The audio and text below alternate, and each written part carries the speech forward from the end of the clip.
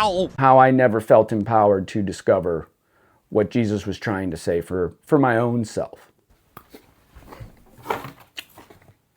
Coming up as a Christian and as I came up as a Catholic, I was always taught what the teachings were about. And the funny thing is the more I thought about that, the more that seemed to be right. But what shocked me even more was how we are never encouraged to go out there and discover them for ourselves. And that is something that I did. Back in my 20s, I went searching, right? I packed a bag, I traveled the world. The reason I really wanted to do it is because I wanted to figure this out for myself. And the reason for that is because I think there was a life out there. There were things meant for me that seemed so far away and I just didn't know how to get to them. And at the time, I was falling into all these traps. The traps of life they're shackling me.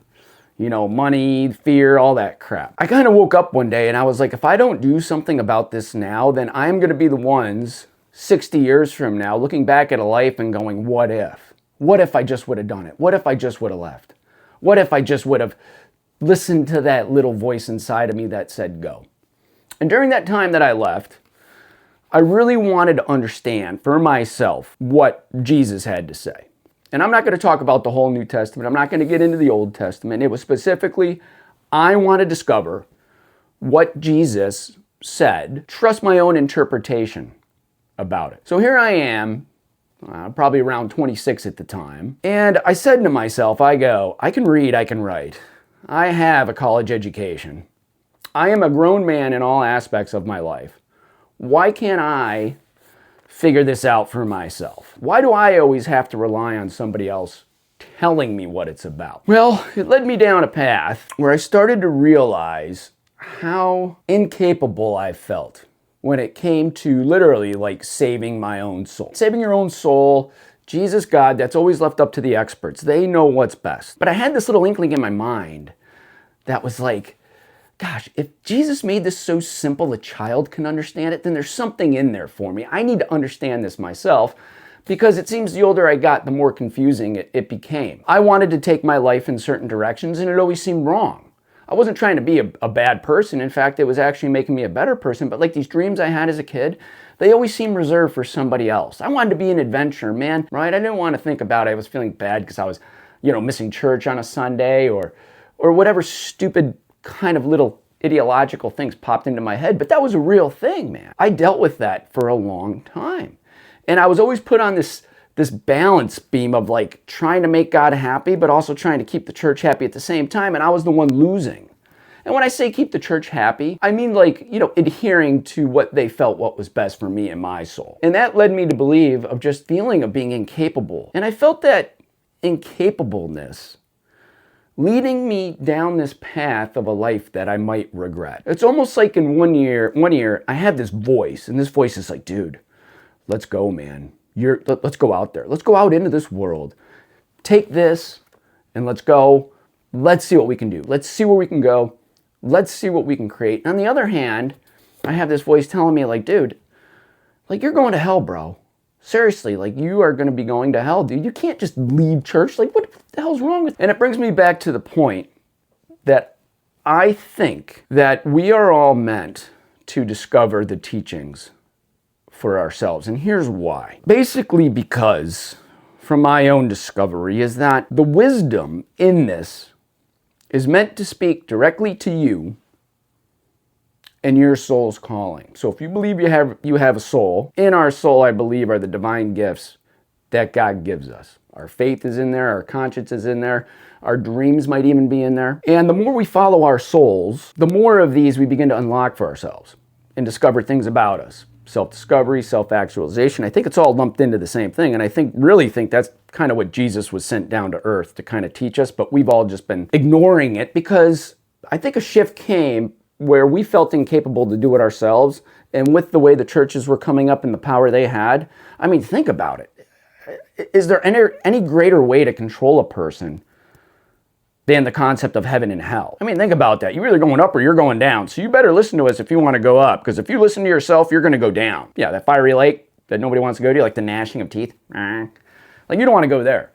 So listen to us, trust us, and we will get you to heaven. Now, the only problem in doing that is that now I think we give up a little bit of our spiritual freedom to go out and discover. We get face to face with that voice inside, and it starts causing these internal conflicts. And everybody's soul is unique to them. It's just like our DNA. Our souls can't be replicated. They're 100% unique to you. And whatever's in them, that's your job as a human to figure it out. That's the game I think God plays with us. I mean, what a great game. Follow your soul. It'll lead you to all these treasures. Don't do it, then you're going to be a hamster in the wheel, just kind of doing the motion. But I do believe that to follow one's soul, you have to feel capable enough in order to do it. Now, I'm not going to say you're going to feel 100% capable, but you need to feel good enough. Like if you're going out for like a camping trip, you at least want to be prepared, right? It doesn't mean you're going to be able to get through every single situation, but if you prepare for the worst and hope for the best sort of thing,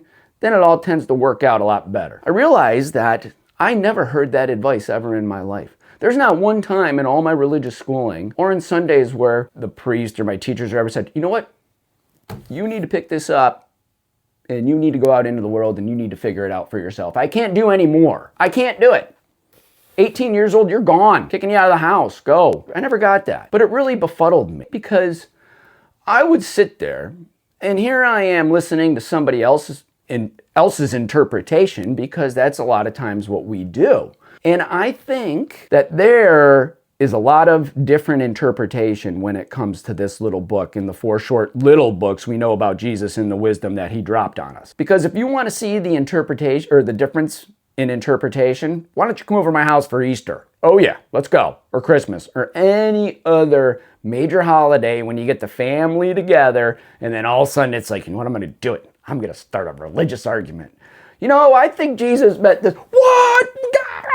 Right. Everybody's throwing the food, the lamb cake gets knocked over, right? And all we're fighting upon is just a different interpretation. But I believe the interpretations, if it's a good one, should point to the same direction. So I think there's the general meaning of what the wisdom is about. We can kind of just like get an idea like, okay, this is what I think. And I think we could all agree that this is kind of the way it points us to.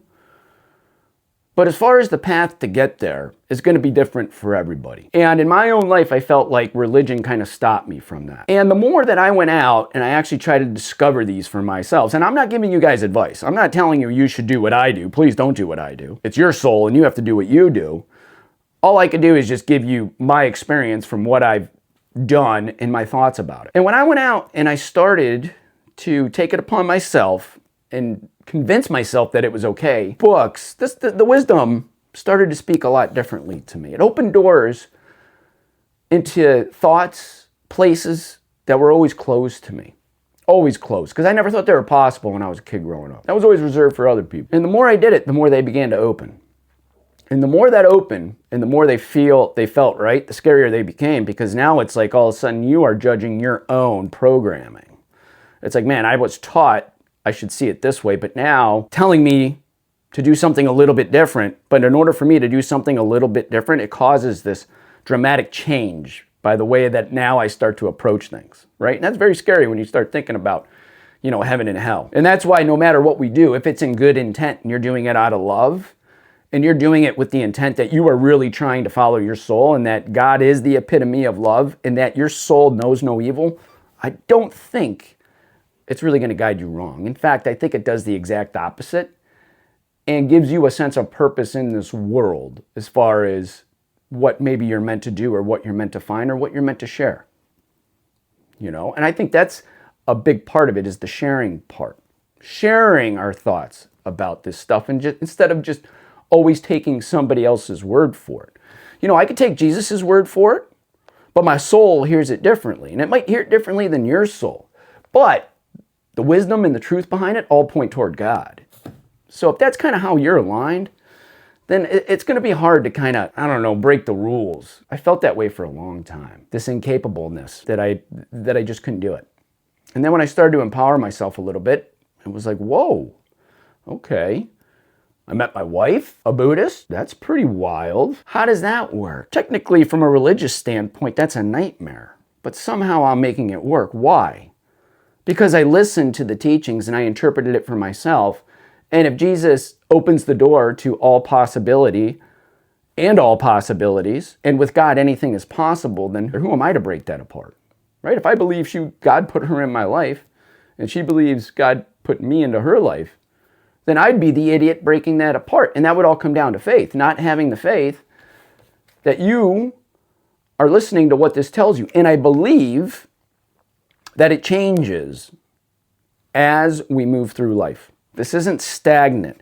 The wisdom is stagnant, but the paths change and the opportunities change depending on where our soul is leading us. Your soul wants to get to heaven. It wants to take you back to heaven. But you now have the free choice. Free will, free choice. And that is what I was taught, how God loves you so much. And I took that to heart one day and I said, you know what, if I got free will, then why can't I use my free will to interpret this, to believe in Christ the way that He's telling me, and to take what I feel is true in my heart and go out into the world with it? What is there to stop me? And the more I thought about it, the building was stopping me, just like the building might be stopping you. Or the building has stopped you. Or you know the building is trying to stop you. And there's something more that you feel in your heart that's out there, but it's just hard to start. It's hard to go. It's hard to figure it out. Right? Because there's so much contradiction involved. And when you go out into the world with that, I mean, something deep down inside of me says that maybe God's smiling. Like maybe that's really making God smile. You know, if God gave us this whole kingdom, why would He not want me to explore it? Make sense? Now, not everybody's meant to explore it, right? But if it's in you to go out and explore it, then, you know, what's the harm in that? That bothered me for a long time. You know, how I never felt empowered to discover what Jesus was trying to say for my own self. You know, because man, what a great achievement it would be. Discover a life you never thought you could have, find a purpose you never thought you could have, and still get your soul to heaven at the same time. You could throw a few more things into that, but I mean, when you look back at that, you're like, whoa, I did it? Like, I did it. And yeah, I don't know, I just wanted to make a video about that. If there was anybody out there that was ever struggling like me, which, I don't know, probably not. Maybe there are. All we could do is interpret, and we can't even really prove it. You're not going to be able to prove it until you die, right? That's the game. And everybody has a right to an interpretation. Choosing how your heart is speaking to you at the time, that gives you the best interpretations. You know, if you got dreams out there when you were a little kid, those dreams aren't dead yet. Maybe it's because you just felt too bad or different to go after them. I think that's a real thing. Like, you know, I hate to say it. This stuff is like, oh, gosh, God, I don't know if I'm saying the right things or the wrong things. There are things out there that can trap us. It doesn't have to be big, giant traps. It's the little ones that trap us. And it's the little ones that give us the self-doubt. And it's the little ones that make us question that little voice we have inside of us. The good voice, not the bad voice, because you got two voices, right? I'm talking about the good one. The good one that's rooted down here in your soul. I think this is a really good guide that you're meant to follow. I think the wisdom is meant to be vague for a reason. There's some things that are pretty cut and dry, but a lot of it is like, it's pretty vague. Example, if Jesus says that all things are possible with God, so is it possible for me to start my own business? Is it possible for me to marry a Buddhist? Is it possible for me to raise my kids knowing both?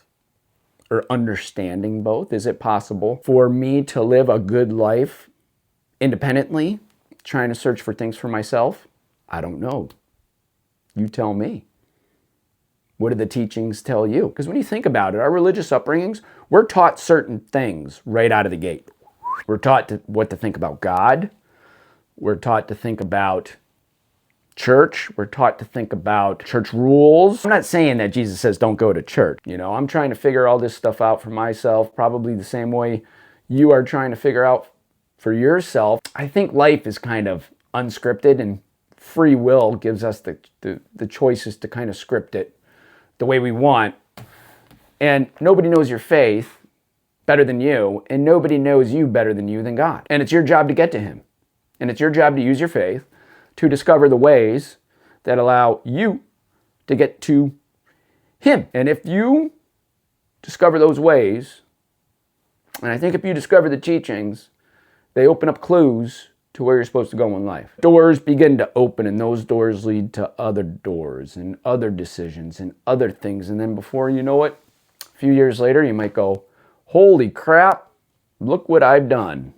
I can't believe I did that. One decision put you in motion to begin discovering things for yourself. As a father, I would hope that one day that my kids discover this for themselves. I want them to discover this for themselves. When they're old enough, they're out of the house, they're going to understand that for themselves. And then I am going to sit back knowing that I've done everything I possibly could to make them good, believing, just good human beings. And then I want to see what directions they go in life. Gosh, what a great way to just sit back as a father and watch your kids go out into the world knowing that they have the foundation to now unlock all these doors that were closed off to me that I'm just now opening at 40. It's like, man, I wish I could have done this at 20. I wish I didn't have to necessarily just figure all this hard stuff out for myself. It was easy if somebody just would have said, dude, you don't know what God has planned for you, but you have to go out there and search for it. You got this, you got that, go. Wherever you're feeling you're being called, go explore it. As long as it's good, right? It always has to be good. And we know good from bad. I hope. That would make me smile as a father, knowing that they're going out there and they're discovering God for themselves, they're discovering the truth for themselves, and they're walking through the doors that their soul's opening for them. And they're not really questioning it the way that I had to question it and fight internally. It's not going to be easy, but like, dude, the mental struggle. It's like my soul says one thing, my mind says another. I don't know who to believe. What do I do? What do I do? Where do I go? But at some point, you just got to take action and do it. So there you go. Hope you enjoyed it. The teachings were left for you to discover. And I hope this finds you well. And ultimately, I hope maybe it opens the door for you and God. Because that's the most important thing. That's the most important door. Opening one to God and having the faith to get you there. And I tell you what, I think the doors that will open for you tend to be pretty good. But anyway, I'll catch you guys later. Hope you enjoyed the video. And remember, keep the faith.